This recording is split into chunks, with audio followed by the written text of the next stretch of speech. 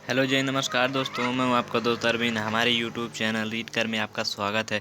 जैसा कि दोस्तों आप लोग थंबनेल में देख चुके हैं, आज हम लोग शिक्षण अधिगम के सिद्धांत तीसरा चैप्टर डिस्कस करने जा रहे हैं, जो हमारा है शिक्षण के सिद्धांत। चलिए दोस्तों, हम लोग देखते हैं हमारे इस चैप्टर से किस टाइप से क्वेश्चन पूछा जा सकता है। हमारे सेमेस्टर एग्जाम के लिए अति महत्वपूर्ण है। चलिए दोस्तों, देखते हैं किस टाइप से क्वेश्चन पूछता है। जैसे पूछ सकता है, शिक्षण के विभिन्न मूलभूत सिद्धांतों का वर्णन कीजिए। शिक्षण सिद्धांत से क्या अभिप्राय है? शिक्षण सिद्धांत का आधार दीजिए। शिक्षण सिद्धांत का स्वरूप एवं अर्थ। हेडिंग डाल के आप लोग लिख सकते हैं। क्या देखते हैं दोस्तों, शिक्षण शिक्षण सिद्धांत से अभिप्राय है कि किसी भी विषय, क्षेत्र या प्रक्रिया के विषय में सुव्यवस्थित, सुसंगठित तथा निश्चित क्रम में विचारों को इस प्रकार से आयोजित किया जाए कि वह प्रक्रिया स्पष्ट रूप से सभी के समक्ष प्रदर्शित किया जा सके। अब इसके शिक्षण के मूलभूत सिद्धांत क्या हैं? चलिए दोस्तों, हम लोग देखते हैं सिद्धांत इसके। जैसे क्रियाशीलता का सिद्धांत है, प्रेरणा का सिद्धांत है, रुचि का सिद्धांत है, जीवन से संबंधित स्थापना का सिद्धांत है, निश्चित उद्देश्यों का सिद्धांत है। इसी तरीके से अलग अलग वैज्ञानिकों ने अलग अलग अपना मत दिया। चलिए दोस्तों, हम लोग क्रम वाइज देखते हैं। जैसे पहला है क्रियाशीलता का सिद्धांत। क्रियाशीलता के सिद्धांत में क्रॉमवेल ने अपना मत दिया है, बाल विकास स्वभाव से ही क्रियाशीलता होता है। वह स्वयं कुछ न कुछ करते रहना चाहता है। शिक्षक का कर्तव्य है कि बालक को जो भी ज्ञान प्रदान करे, क्रियाशीलता के आधार पर करे। यह क्रॉनबेल वैज्ञानिक है, उनका मत है।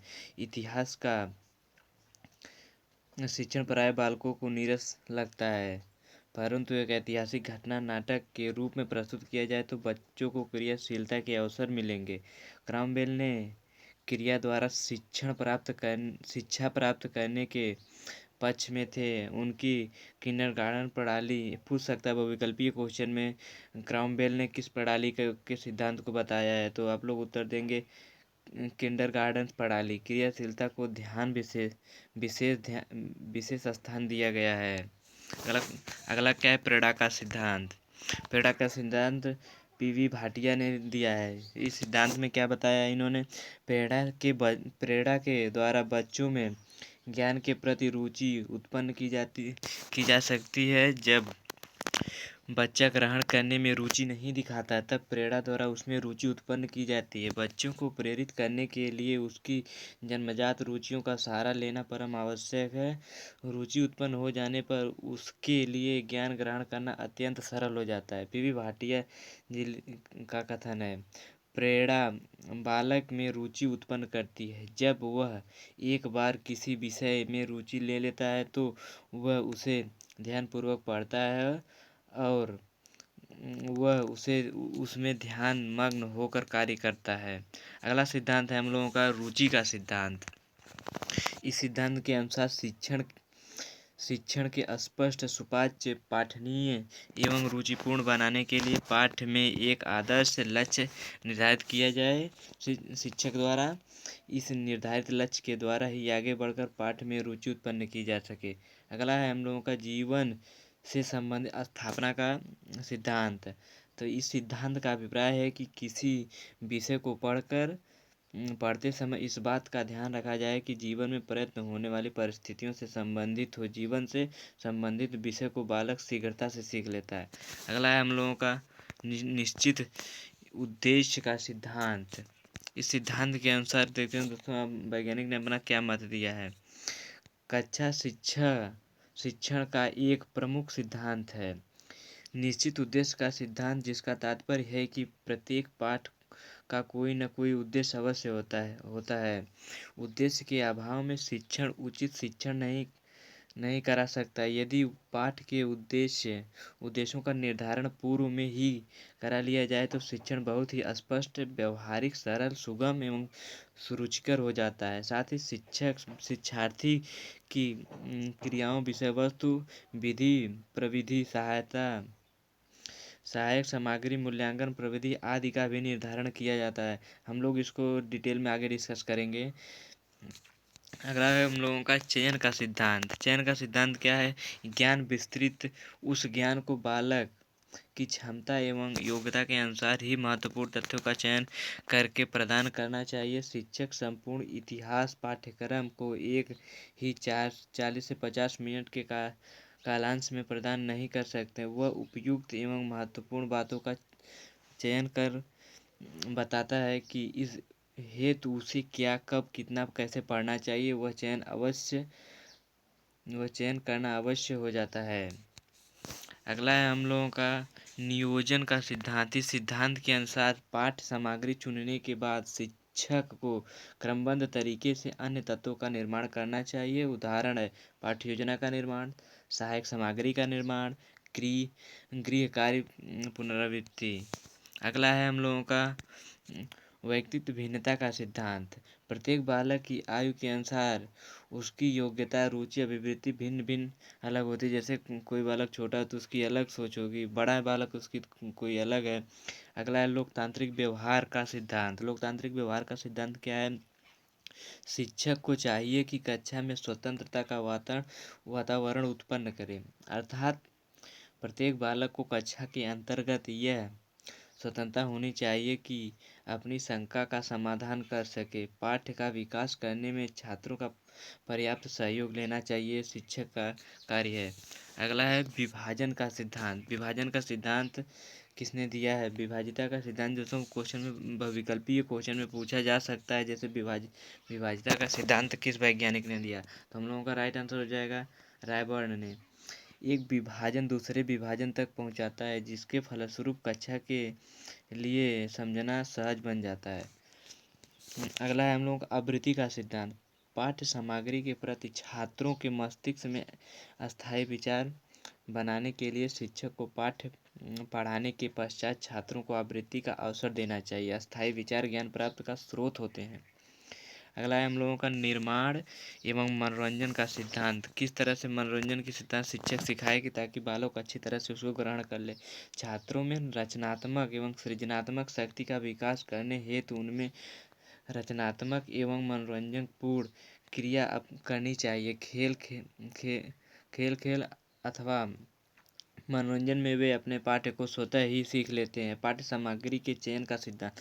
किस तरीके से बच्चों को अपने पाठ्य का चयन करने सिखाना चाहिए। पाठ्य सामग्री चुनते समय शिक्षक को यह ध्यान रखना चाहिए कि वह छात्र को स्तर के अनुकूल हो तथा उससे शिक्षा के उद्देश्य की प्राप्ति हो सके। जहाँ तक संभव हो सके पाठ्य वस्तु में उपयोगी तत्वों का ही समावेश होना चाहिए। मनोवैज्ञानिक सिद्धांत क्या है?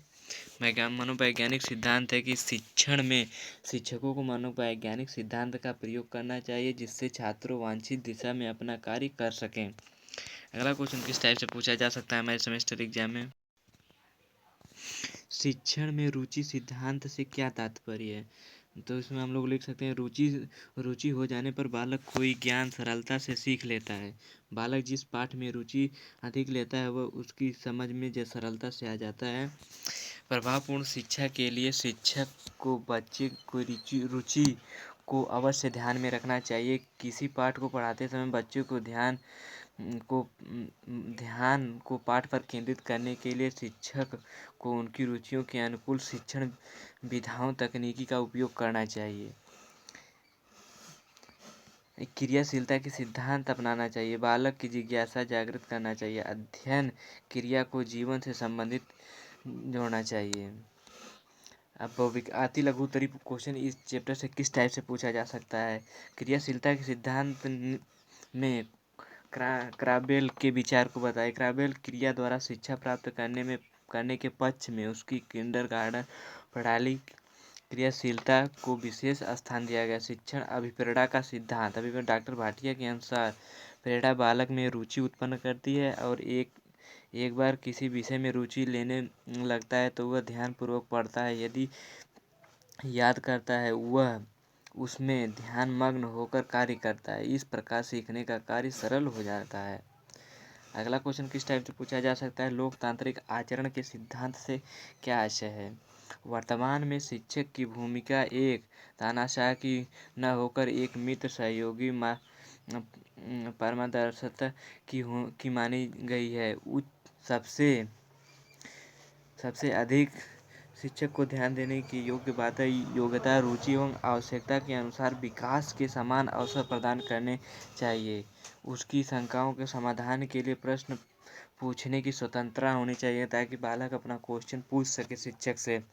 अगला क्वेश्चन किस टाइप से पूछा जा सकता है? रायबर्न के अनुसार विभाजन का सिद्धांत एक विभाजन अथवा पद दूसरे विभाजन तक पहुंचा देता है जिसके फलस्वरूप कक्षा के लिए समझना सहज बन जाता है। अगला हम लोगों का लेसन है शिक्षण के सूत्र। शिक्षण के सूत्र क्या क्या है? इस चैप्टर से हमारे सेमेस्टर एग्जाम में किस टाइप से क्वेश्चन पूछा जा सकता है, चलिए दोस्तों हम लोग देखते हैं। तो शिक्षण प्रक्रिया में शिक्षण सूत्रों का क्या महत्व है, संक्षेप में लिखिए। शिक्षण सूत्र किसे कहते हैं, इसके प्रमुख प्रकारवार लिखिए। तो हम लोग चलिए दोस्तों देखते हैं। शिक्षावादी एवं मनोवैज्ञानिकों ने शिक्षण को प्रभावशाली बनाने के लिए अनेक तत्वों का प्रतिपादन किया। इन तत्वों का व्यवहारिक जीवन में भी प्रयोग किया। छात्रों को उनकी रुचि एवं जिज्ञासा के अनुकूल विषय वस्तु का ज्ञान प्रदान करना, ज्ञान को स्पष्ट रूप से समझाना तथा ऐसी कक्षा परिस्थितियों एवं कक्षा वातावरण तैयार करना जिसमें छात्र अधिगम क्रियाएं एवं अधिगम अनुभव प्राप्त कर सके। शिक्षण सूत्र का महत्व। शिक्षण सूत्र के विषय में वैज्ञानिक कामेनियम, हार्वर्ड तथा रूसो ने अधिक कार्य किया। इन्होंने शिक्षण सूत्रों के विषय में लिखा है। क्या लिखा है इन्होंने? शिक्षकों को अनुभवों एवं शिक्षार्थियों की अपनी सूझबूझ एवं दार्शनिक परिप्रेक्ष्य पर आधारित वे मार्गदर्शन सुझाव जो शिक्षण अधिगम की प्रक्रिया को एक विशेष संकेत दिशा प्रदान करते हैं वही शिक्षण सूत्र कहलाते हैं। आगे के शिक्षण सूत्र की परिभाषा अलग अलग वैज्ञानिकों ने अपना अलग अलग मत दिया है। चलिए दोस्तों हम लोग देखते हैं क्रॉनबेल के अनुसार क्या है शिक्षण सूत्र की परिभाषा। शिक्षण सूत्र का उद्देश्य है अधिक से अधिक पाना न कि अधिक से अधिक खोना। शिक्षण सूत्र बच्चों को अधिक से अधिक ग्रहण करने का योग्य बनाता है। अगले वैज्ञानिक हैं टी रायमंड के अनुसार शिक्षण सूत्र उन तरीकों को बताते हैं जिससे यह आशा की जाती है कि सिद्धांत प्रयोग में सहायक होंगे। अगला क्वेश्चन किस टाइप से हमारे सेमेस्टर एग्जाम में पूछा जा सकता है, तो चलिए दोस्तों हम लोग देखते हैं। पूर्व से अंश की ओर शिक्षण सूत्र से किसे कहते हैं?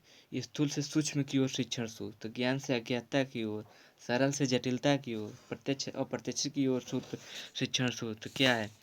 तो हम इसको क्रम वाइज देखते हैं। सरल से जटिलता की ओर, इस नियम का तात्पर्य बालक को पहले सरल बातों का तथा बाद में जटिल बातों का ज्ञान देते हैं। पाठ का विभाजन करते समय ध्यान देना चाहिए शिक्षक को कि पहले वह सरल बातों में फिर बाद में क्रम से जटिल बात। बालक का बौद्धिक विकास होने के साथ साथ पाठ में जटिलता भी बढ़ती जाती है। बालक पहले सरल बातों को सीखता है, बाद में जटिल बातों को सीखता है।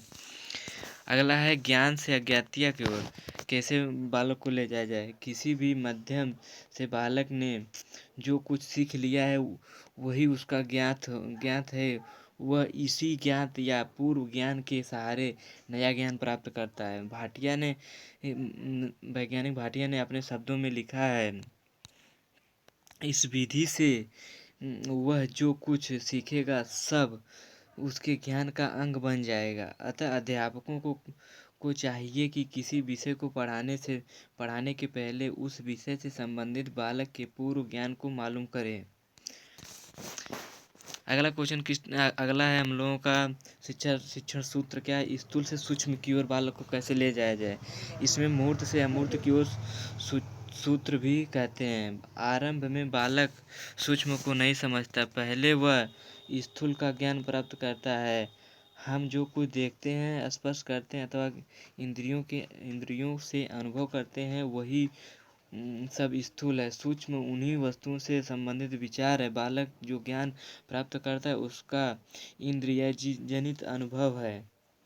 सूक्ष्म का ज्ञान श्रेष्ठ अवश्य है लेकिन विद्यार्थी उसे सरलता से ग्रहण नहीं कर पाते हैं। अगला है हम लोगों का शिक्षण सूत्र क्या है? पूर्ण से अंश की ओर कैसे बालक को ले जाया जाए। बालक को पहले पूर्ण वस्तु का ज्ञान प्राप्त करता है, उसे अंग का नहीं, उस अवयव का ज्ञान होता है, अवयव का नहीं। यह मनोवैज्ञानिक का एक सिद्धांत है जिसे अवयवितावादी कहते हैं। पेड़ कटने जैसे देखते हैं दोस्तों, पेड़ कहने पर बालक पूरे पेड़ को समझ जाता है, उससे पेड़ के विभिन्न भागों की ओर उसका ध्यान नहीं जाता। अध्यापक बालक को इस पूर्ण पेड़ को ज्ञान के आधार पर पेड़ के अन्य भागों को समझाए, यही पूर्ण से अंश की ओर है। अगला है शिक्षण सूत्र, क्या है हम लोगों का, अनिश्चित से निश्चितता की ओर कैसे बालक को ले जाया जाए। इस सूत्र के अंतर्गत शिक्षण को अस्पष्ट एवं अनियमितता ज्ञान को क्रमशः स्पष्ट एवं अनियमित करना।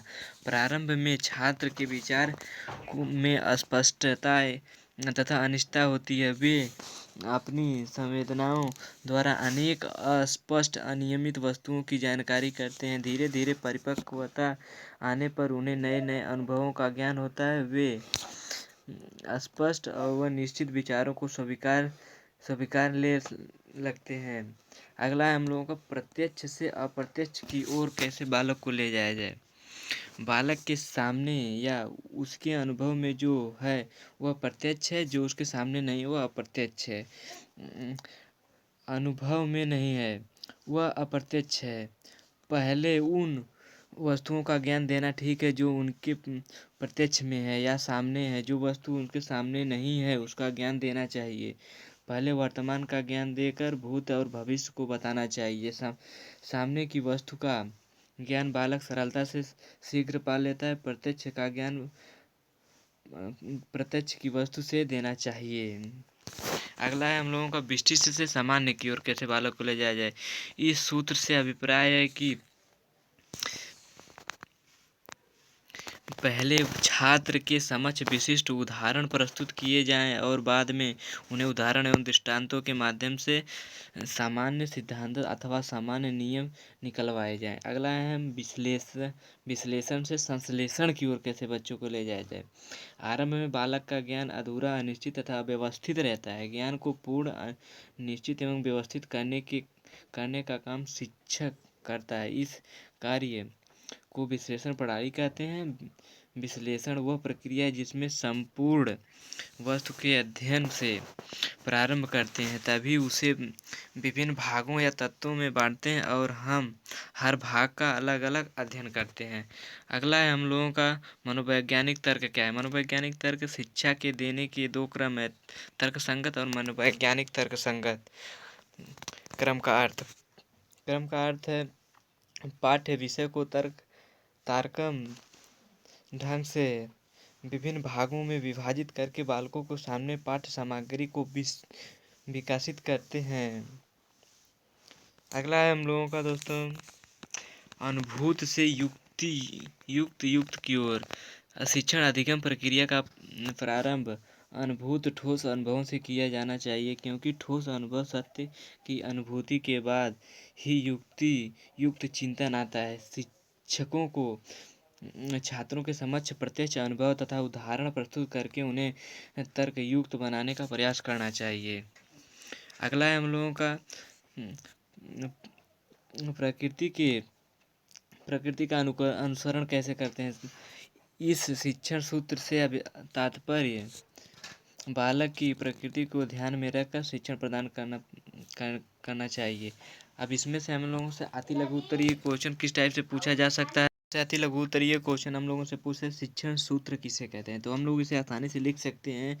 शिक्षण एक कला है। इस कला का सही ढंग से निर्वहन करने के लिए यह आवश्यक है कि वैज्ञानिकता का समावेश किया गया। शिक्षण कला की वैज्ञानिकता से आशय यह है कि इसके संपादन की विधि को ध्यान में रखा जाना चाहिए। भिन्न शिक्षार्थियों में शिक्षा देने के लिए बहुत से नियम दिए गए हैं, जिसमें शिक्षण सूत्र कहा जाता है अगला क्वेश्चन किस टाइप से पूछा जा सकता है। शिक्षण सूत्र कितने प्रकार के होते हैं। शिक्षण सूत्र 11 प्रकार के होते हैं, जो हम लोग ऊपर देख चुके हैं क्रम वाइज। अगला क्वेश्चन किस टाइप से पूछा। शिक्षण के दो प्रमुख शिक्षण सूत्रों को, जैसे सरलता से जटिलता और ज्ञान से अज्ञानता की ओर, स्थूल से प्रत्यक्ष प्रत्यक्ष अप्रत्यक्ष की ओर इस तरह से लिख सकते हैं। अगला क्वेश्चन किस टाइप से पूछा जा सकता है हम लोगों से, ज्ञान से अज्ञात की ओर शिक्षण सूत्र किस व्यवस्था किस वाक्य पर आधारित है। बालकों ने जो कुछ सीख लिया है वही उसका ज्ञात है वही उसको ज्ञात है। इसी ज्ञात का पूर्व ज्ञान के सहारे वह नया ज्ञान प्राप्त करता है। यही शिक्षण सूत्र इसी तथ्य पर आधारित है। अगला क्वेश्चन हम दोस्तों अगले वीडियो में करेंगे। दोस्तों वीडियो अच्छे लगे तो शेयर करें, चैनल को सब्सक्राइब करें, वीडियो को लाइक करें। धन्यवाद दोस्तों।